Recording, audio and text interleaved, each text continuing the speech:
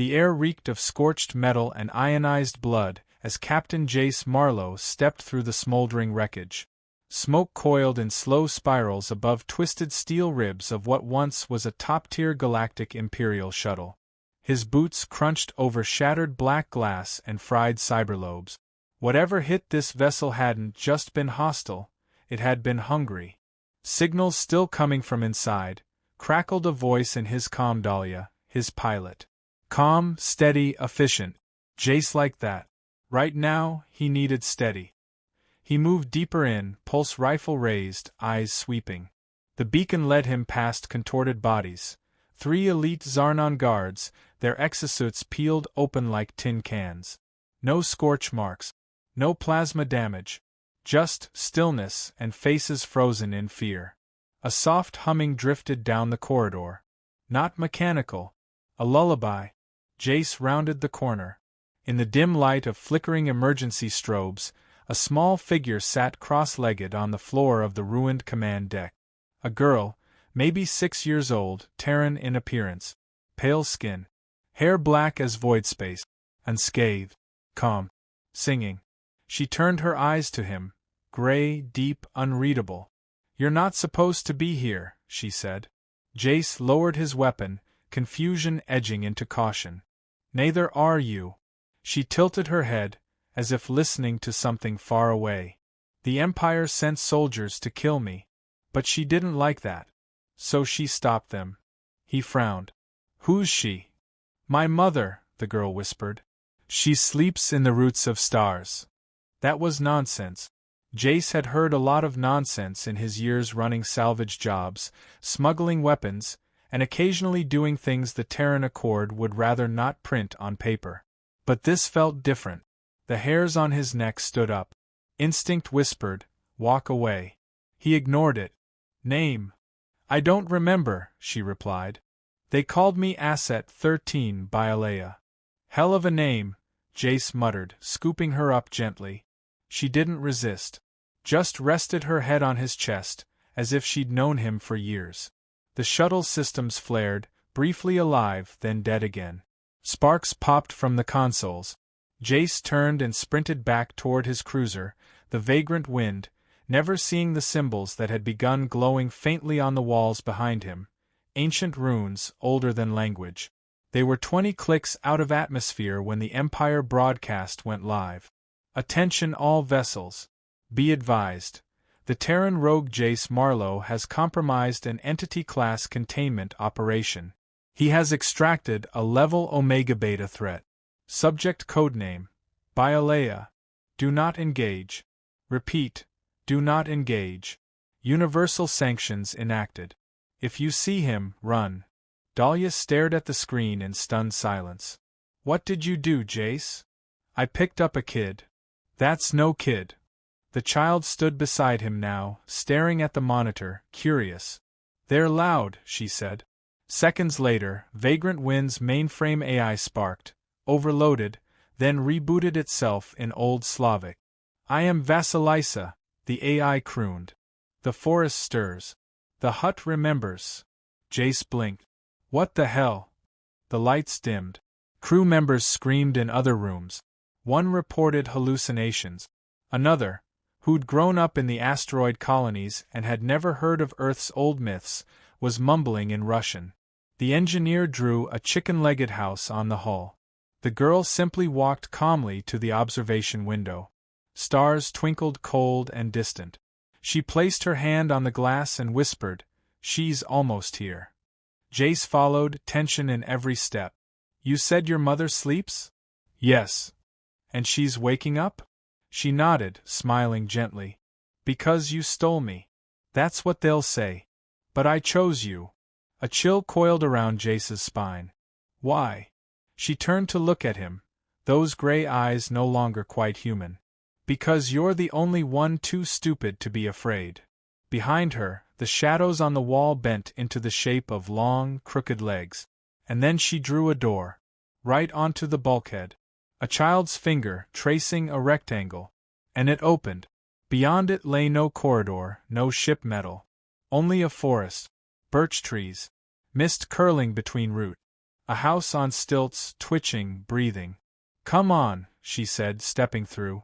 "Mother wants to meet you." Jace stared into the impossible and swore under his breath. He followed, and the door vanished behind them. Jace stepped onto soil that shouldn't exist, rich, black earth under alien stars.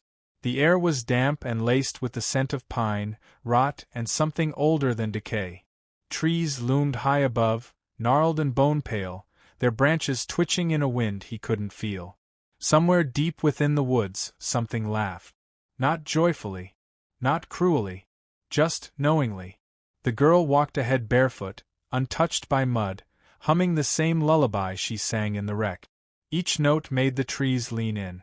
Behind them, the door he'd come through no longer existed, only endless forest and the snapping of distant twigs that never seemed to echo. "This is her domain," she said. "She made it long before your stars were born." "Right," Jace muttered, pulse rifle still slung over his shoulder like it mattered. "Quick question. Is your mom a god?" The girl frowned, as if trying to translate something too complex for words. "No. She's worse. She remembers what gods forget. Figures." They walked until the trees thinned, revealing a clearing where the earth pulsed faintly, like breath beneath the soil. In the center stood a crooked hut teetering on two enormous bird legs. Each clawed foot was rooted in the ground, unmoving, but radiated tension like a coiled predator. Its windows glowed faintly yellow, though no light source flickered inside. Jace stared, unable to stop himself. "That's a chicken-legged house." "It's home," the girl said simply. A voice whispered through the air, not loud, but heavy enough to press against his chest. "You bring me a thief, child?" "She didn't want me in their hands," the girl replied, her tone careful. "So I chose him." A shape unfolded from the shadows beside the hut, impossibly tall, stooped with age and malice worn like a shawl. Baba Yaga. Her eyes were twin coals in sunken sockets, her hands too long, fingernails scraping bark as she moved. Her voice was cracked like winter ice. "You smell like iron and guilt, Terran." Jace stood his ground. "I didn't know who she was.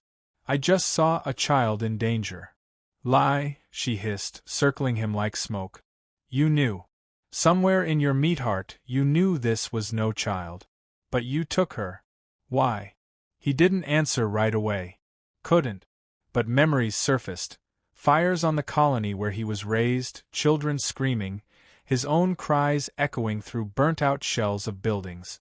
The system had called him expendable. The galaxy had agreed. And now, here he stood, called thief by a myth, protector to something older than language.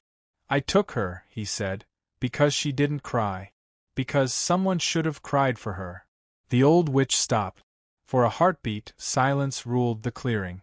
Then she laughed, a cackling, endless noise that made the forest twist around them, groaning and creaking.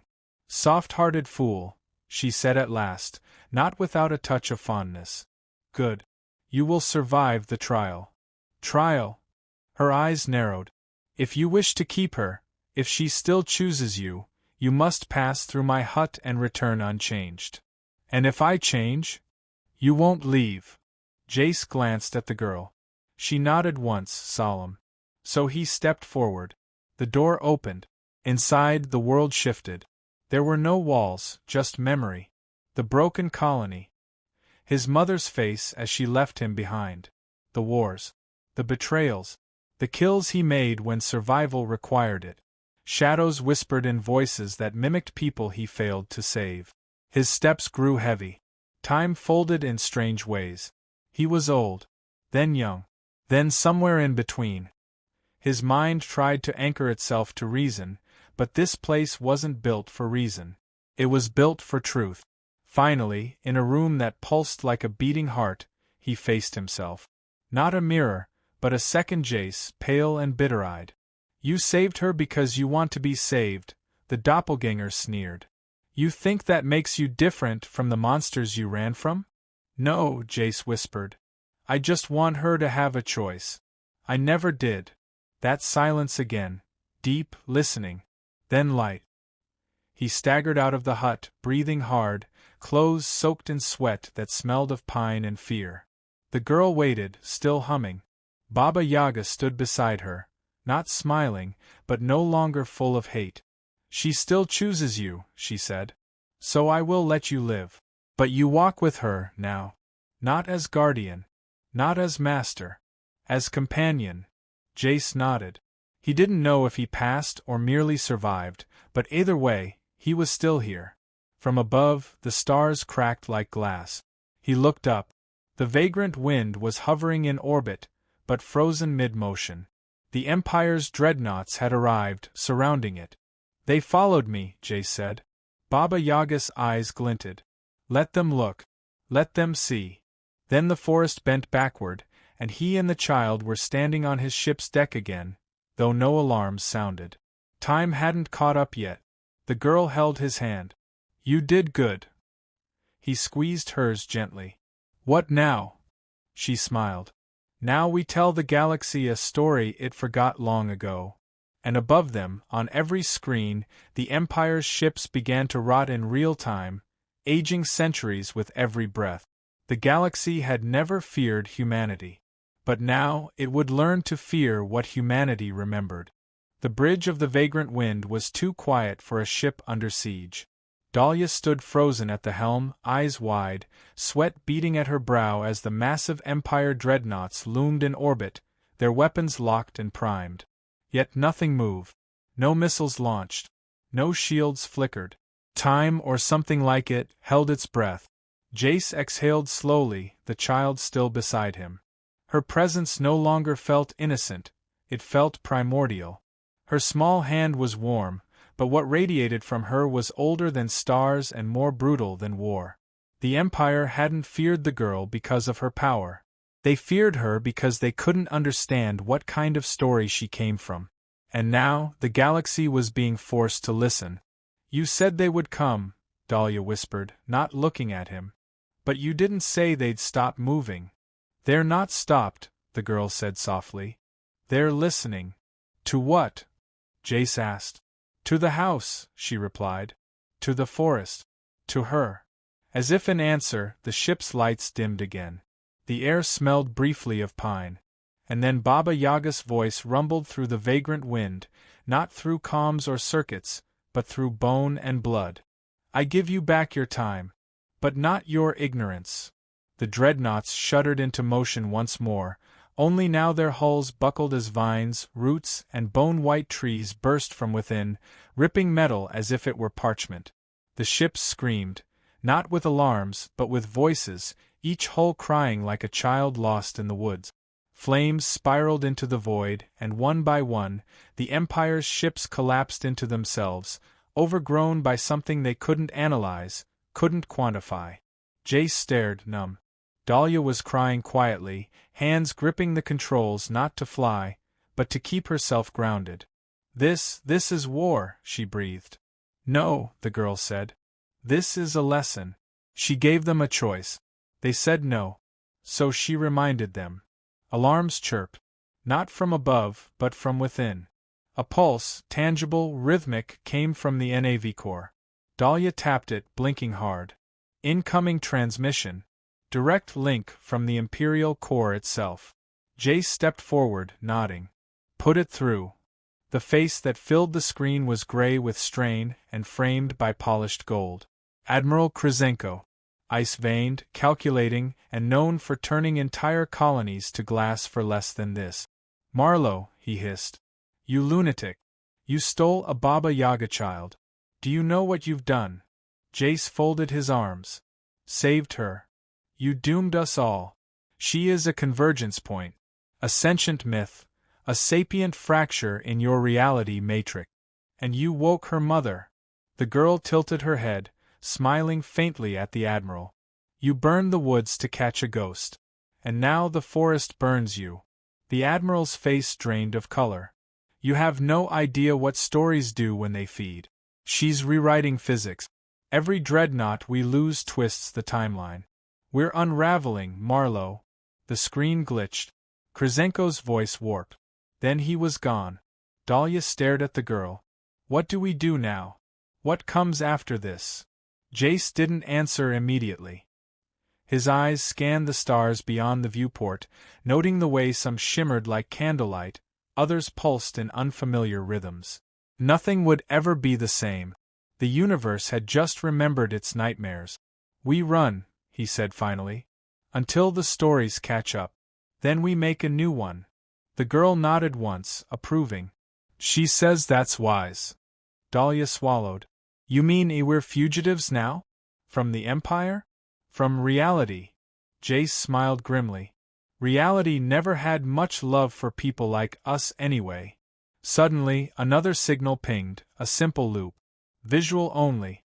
From a rogue system outside Imperial space. The screen flickered, revealing a group of beings. Alien, human, machine, all staring into the feed with haunted eyes. A single Terran man leaned forward, voice ragged. We saw what happened to the fleet. We heard the forest grow in vacuum. And some of us, we remember. The old myth. The stories. We thought they were dead. Jace leaned in.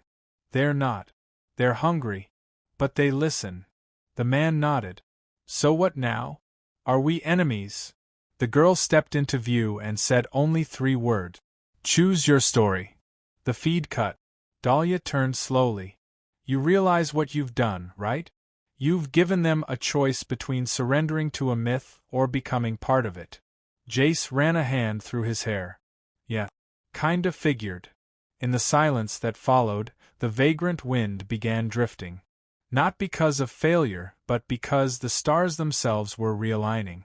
The navigational chart bloomed with paths that weren't there before, routes through constellations that had long gone dark. Baba Yaga had left her mark not just in their world, but in the map of it. The child smiled, watching it unfold. This isn't the end, she said softly. Just the part of the tale where the woods get darker. Jace nodded. Good. That's where the heroes usually show up. Somewhere behind them, the house stood still, watching with eyes that never closed. Waiting for the next fool. Or the next savior. And in the quiet hum of the ship, beneath systems and circuits, the old voice whispered once more. Run, run, little thief. The forest remembers. The vagrant wind drifted beyond mapped space, charting a course through myth-infused corridors no starship had ever dared. Stars blinked in strange constellations. Nebulae whispered like lullabies in long-dead languages. The child, Bialea, sat near the viewport, knees tucked to her chest, eyes fixed on the ever-shifting cosmos. She was silent now, more so than before, as if even her breath might disturb the fragile threads the galaxy now hung upon. Jace leaned against the frame of the doorway, arms crossed. He'd grown used to silence, years of smuggling, of war, of watching comrades fall, but this was different. This silence was not absence. It was anticipation. The stillness of a story waiting to see what came next. Dahlia's voice cut through the quiet, brittle but controlled. Another signal just came in. Not from the Empire. From the Accord. They're asking for a meeting. Details? Jace asked. They want to talk about containment. About story-bound anomalies. About Baba Yaga. You. Jace grimaced. They think this is a containment problem? They think everything is a containment problem, Dahlia replied. Especially when they can't shoot it. Bialea turned slightly. They're scared. But they still think they can trap stories in boxes. They don't understand that the box is part of the tale. She's right, Jace said.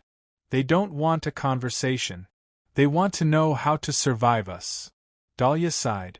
So what's the plan? We keep running? Eventually there won't be any stars left to hide behind. Jace pushed off the doorframe and walked over to the child. He knelt beside her.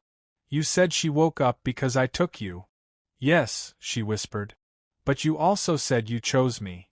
I did. Then tell me this, kid, what's the end of your story?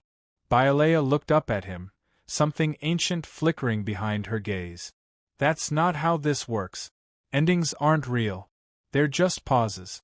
The real question is, what kind of story are you telling? He swallowed hard. Because he wasn't sure anymore. He'd thought this was about saving a girl, then about surviving a myth.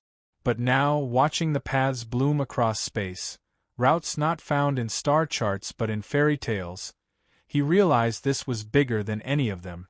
This was about whether humanity would remain in control of its own narrative or become just another character in someone else's.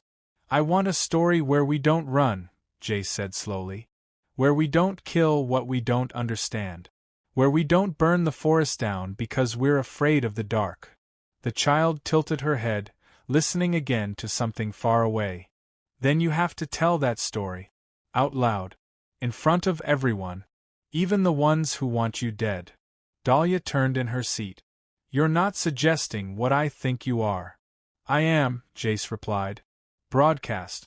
Wide range. Across every known relay. Let them see her. Let them hear her. You want to speak for her? No. I want her to speak for herself. The child stood. Not taller, not older, but there was weight to her now. As if gravity bent to her voice, not the other way around. I will speak, she said. But not to beg. Not to warn. I will remind. Jace nodded. Dahlia. Do it.